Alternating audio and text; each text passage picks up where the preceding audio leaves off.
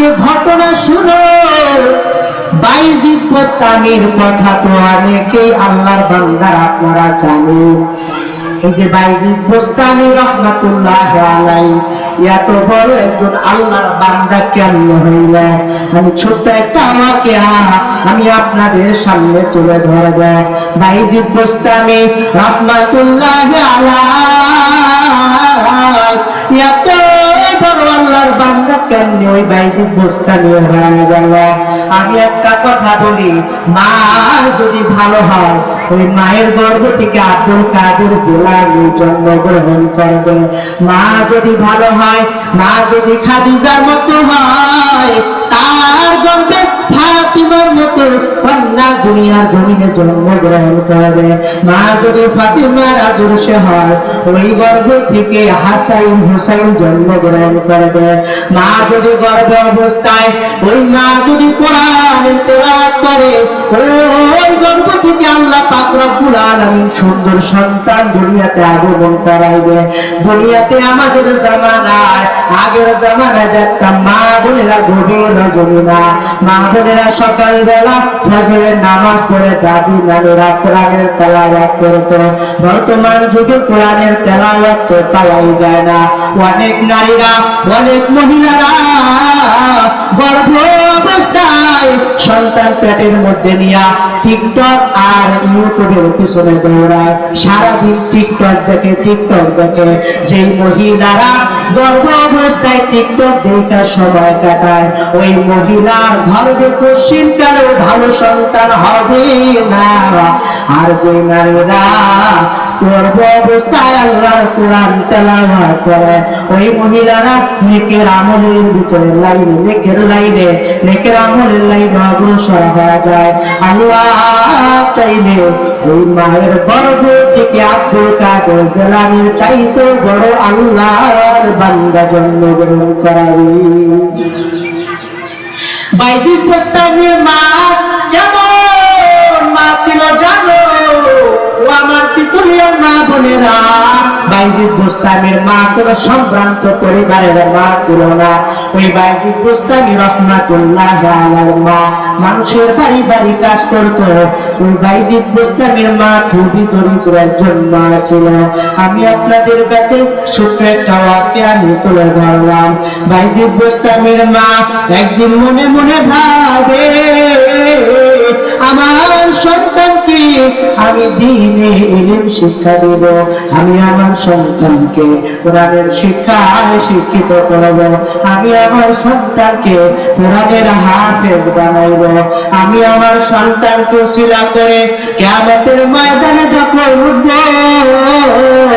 আমি আল্লাহর কাছে বলবো, আল্লাহ দুনিয়াতে আমি কোনো নেক আমল নিয়ে আসতে পারি না, ও আল্লাহ আমি শুধু আমার এই সন্তানটাকে কোরআনের হাফেজ বানায় আনছি।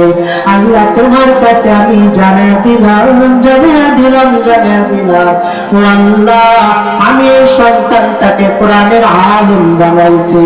আল্লাহ পাক রব্বুল আলামিন চাহে তো এই করি সন্তানের উসিলা করে জিন্দেগির গুনাহ ক্ষমা করে দিতে পারে।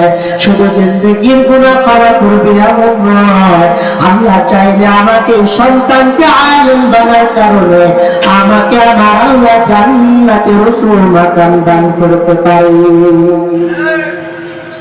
বাইজিদ বোস্তামির মা আলেমের দরবারে যায়, ডাক দিয়া বলে, আলেম সাহেব আমি একজন দরিদ্র মহিলা, আমি সম্ভ্রান্ত পরিবারের কোন মহিলা না, মানুষের বাড়ি কাজ করে করে আমি আমার জিন্দেগি চালাই।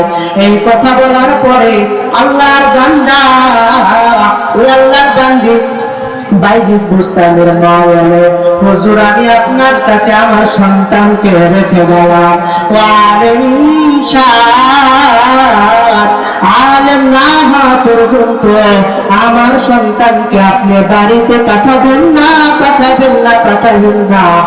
আলেম রাজি হয়ে গেল, আচ্ছা আপনিও চলে যান। বাইজিদ বোস্তামির মা বাড়িতে রওনা, বাইজিদ বোস্তামির মা বাড়িতে চলে যায়। যায়, অনেক দিন চলে যায়, মাস চলে যায়, সন্তান ওই মাদ্রাসায় পড়ে পড়ে সন্তান আলেম হচ্ছে, হাফেজে কোরআন শিক্ষা করতেছে। একদিন সন্তানের মনটা বড় খারাপ, হুজুরকে ডাক দিয়ে বলে, হুজুর আমার মাকে দেখার জন্য আমার কলিজাটা ছটফট করে, একটা সুযোগ দেন, আমি আপনার কাছ থেকে ছুটি নেওয়া, আমি আমার মা বাবার কাছে চলে যাব, আবার কিছুদিন পর আমি আপনার কাছে চলে আসব। ভাইজি প্রস্তাবের উস্তাদ বলে, ভাইজি আজকে যদি তুমি 100 পৃষ্ঠা মুখস্থ করে তুমি আমাকে শোনাইতে পারো, অবশ্যই আমি তোমাকে পরের দিন ছুটি দিয়ে দেব। ভাইজি আল্লাহর বান্দা একেবারে আল্লাহর নাম দিয়ে মুখস্থ শুরু করে দিল। 1 পৃষ্ঠা নয়, 2 পৃষ্ঠা নয়, দীর্ঘ 100 পৃষ্ঠা 5 পারা তেলাওয়াত করে পরের দিন সকালবেলা উস্তাদকে শোনানো আরম্ভ করলো। উস্তাদ ডাক দিয়া কয়, ও ভাইজি এভাবে তুমি সম্ভব? কয়েক মাসের পরে তুমি একদিনে কিভাবে মুখস্থ করলা? ওই আল্লাহর বান্দা ভাইজি বুস্তানি ডাক দিয়া বলে, আল্লাহ ও উস্তাদ, উস্তাদ শুনে নেন যে আল্লাহ পাক যদি আমাকে কবুল করে নেয় তবে আমার পক্ষে কোনো কিছুই অসম্ভব হবে না। আপনি যে কথা দিয়েছেন আমাকে ছুটি দেবে, আপনি ছুটি দেওয়া দেন। উস্তাদ এবার ছুটি দেওয়া দেয়। গভীর রজনীতে মায়ের দরওয়াজায় গিয়ে রওনা, ডাক দিয়া বলে, কে ভিতর থেকে আওয়াজ করতেছে? মা আপনি দরওয়াজা খুলেন, আমি বাইজি বুস্তানি আপনার সাথে দেখা করতে এসেছি। মা ডাক দিয়া বলে, তুমি তো আমার সন্তান না, কারণ আমি উস্তাদকে বলে এসেছি আমার সন্তান আলেম না হওয়া পর্যন্ত বাড়িতে আসবে না, বাড়িতে আসবে না। কেন তুমি আমার কাছে চলে আসলা? এই কথা বলার পর সন্তান চলে এসেছি। সন্তান আসার পরে উস্তাদের কাছে চলে আসলো। আয়েশা ডাক দিয়ে বলে, হুজুর আমি আলেম না হওয়া পর্যন্ত আপনার কাছে আর আমার মায়ের কাছে যাব না। এইভাবে দিন যায়, রাত যায়। হঠাৎ একদিন গভীর রজনীতে বাইজিদ বুস্তানির উস্তাদ ঘটনা হয় স্বপ্নের ভিতরে আল্লাহ তাআলা ডাক দিয়ে বলে, এরে বাইজিদ উস্তাদ শুনে নাও, বাইজিদ আজকে আলেম হয়ে গেছে, ছুটি দিয়ে দাও, মাকে দেখার সুযোগ করে দাও। বাইজিদ রওনা, ঘরের ভিতরে গিয়ে ডাক দেয়, মা দরওয়াজা খুলে। মা ভিতর থেকে বলে, বাইজি তুমি এসেছ, আমি আল্লাহ পাক আমার আজকে স্বপ্নের জমানায় স্বপ্নের ভিতরে জানাই দিল, বাইজি তুমি কামেল আলেম হয়ে গেছ, আজকে থেকে তুমি আমার কাছে চলে এসেছ। আজকে আল্লাহ পাক রব্বুল আলামিন তোমাকে কামেল আলেম হিসাবে তোমাকে কবুল করে নিয়েছে।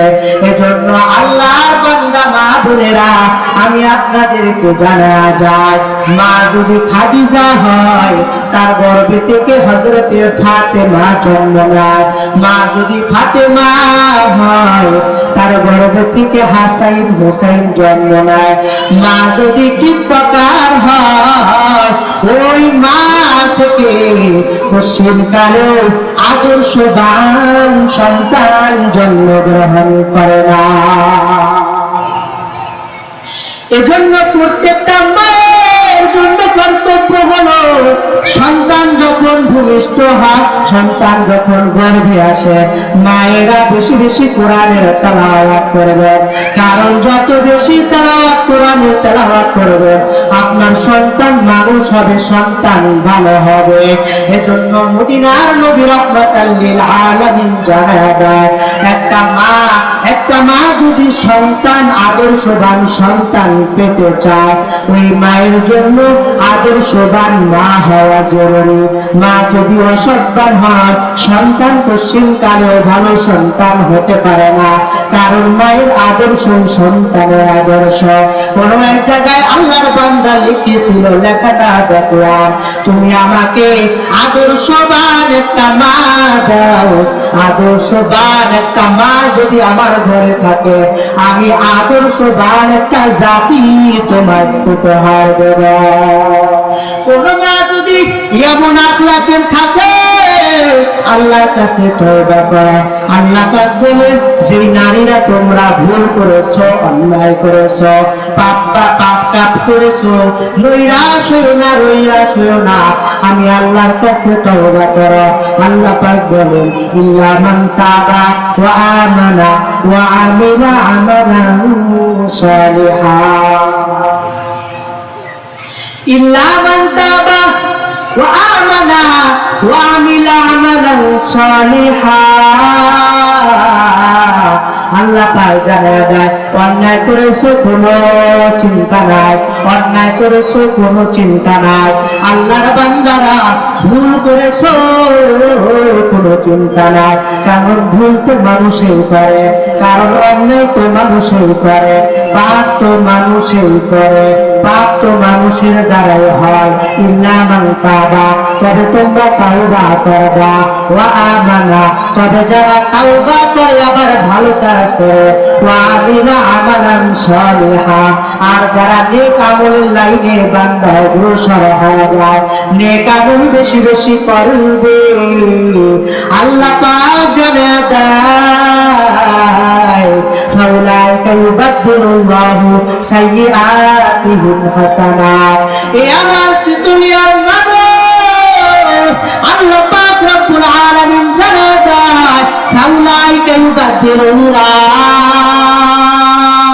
আল্লাহ পাক জানায় দেয়, যদি তাওবা করো আর নেক আমল যদি বেশি বেশি করো, আর আমানতু বিল্লাহ, আল্লাহর উপর যদি ঈমান আনতে পারো, অবশ্যই কালো তোমরা চিন্তা করবা না। আল্লাহ বলে, ফাউলাইকা ইউবাদদিলুল্লাহু সাইয়্যাতিহিম হাসানাত, বান্দা আমি তোর জিন্দেগীর গুনাহগুলো আমি আল্লাহ ক্ষমা করে দেব। শুধু ক্ষমা করবে এমন না, আমি আল্লাহ ওই ফাঁকা জায়গাগুলো আমি আল্লাহ নেকি দ্বারা আমি আল্লাহ ফাঁকা জায়গাগুলো ভরে দেব। সুবহানাল্লাহ। ইয়া ইলাহি তু মেরা মাবুদ है, या इलाही तू मेरा माशूक है, या इलाही तू मेरा माबूद है, या इलाही तू मेरा माशूक है, या इलाही तू मेरा गफ्फार है, या इलाही तू मेरा सत्तार है।